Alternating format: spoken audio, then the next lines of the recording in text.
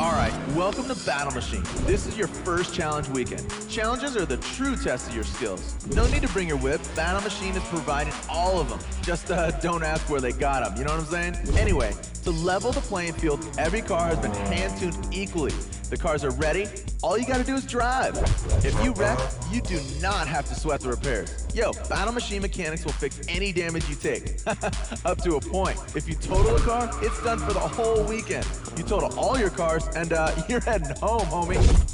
The only rule you need to remember is that winning isn't enough. You gotta dominate. You earn points by racing. The better you do, the more points you get. Earn enough points, and you'll dominate the weekend. Manage to get that far without totaling out, and you'll walk away with a new ride. This is the proving ground for the world's top street racers. Drivers come from all over Europe, America, and Japan to try to take on the kings. Ray Krieger, Nate Denver, Carol Monroe, and Aki Kimura are all masters of their discipline. And then there's Rio Watanabe. He's the showdown king. The dude is undefeated in every race type there is. If you want to compete, you're gonna have to master all the racing types: drag, drift, grip, and speed. Each mode requires a different car setup, so you'll have to work on your building and tuning skills. To dominate here, you'll have to bring it all together. You gotta build the fastest cars and master the 4 race types. To get anywhere near the kings, you're gonna have to win, dominate, and break records. Do that, and you'll get invited to the showdown. Showdowns are the biggest races around. You win all the showdowns, you'll get a shot at Rio. Just remember, there's a gang of other races between you and him, and every one of them wants to wear the crown.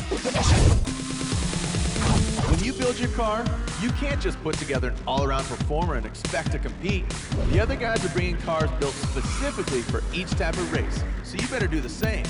If you plan to haul the same car between race days, it's a good idea to have multiple setups to make sure they're tuned properly for different tracks.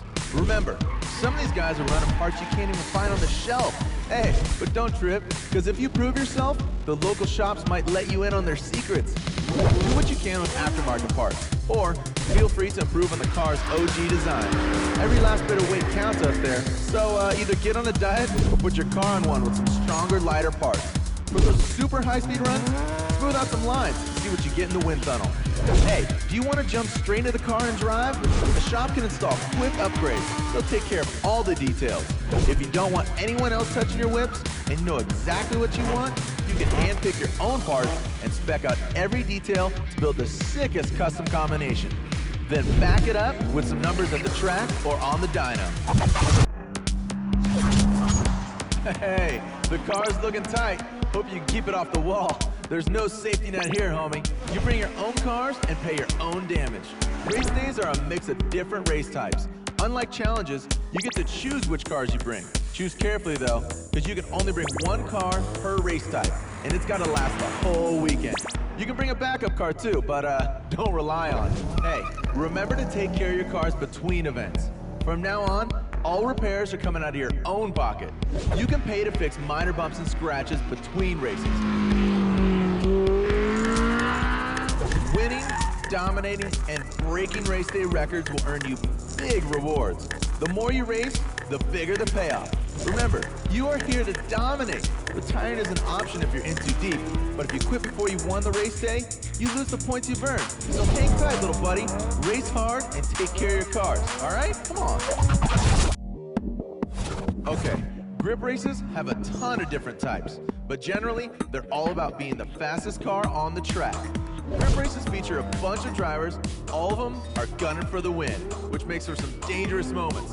Fast reaction times will keep you in the race. When you're coming into tight corners, use the arrows and driving lines to pick the key spots to apply the brakes. Look for chances to pass other drivers, but try not to put yourself in a bad situation by passing in unsafe areas. You know what I'm saying? You know what they say, rubbing is racing and all that. You can intimidate the other drivers by trading paint with them. Be careful how much contact you make though, because your car gets damaged as well. The more damage you take, the more engine damage you take, which makes winning that much tougher. If you take too much damage, you risk even totaling your car, so be careful. Drag tournaments are all about posting the fastest times. Tournaments consist of multiple runs on the track, right? So, while you're only gonna see one driver line up next to you, remember, there are a gang of other dudes competing too. Okay, to post fast times, you're gonna need to heat your tires to the perfect temp.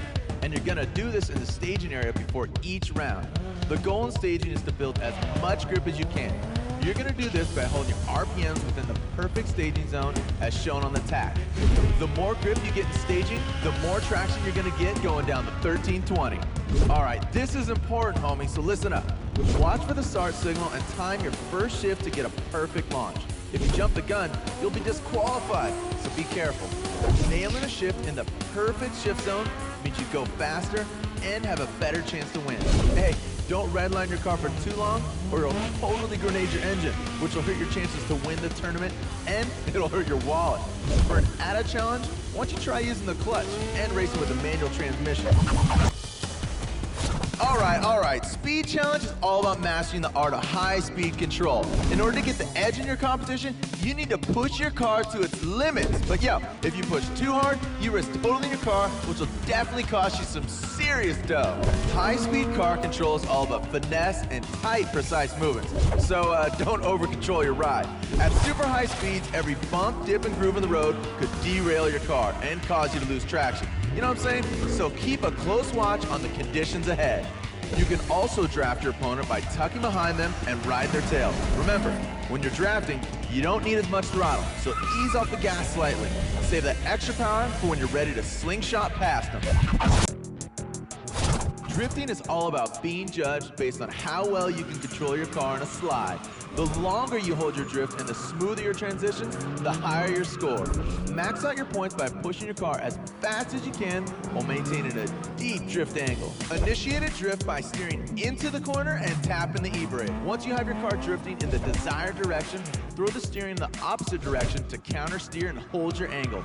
To stitch together a run of multiple drifts, release the throttle to throw your car in the opposite direction. Then hit it again to keep traction lost.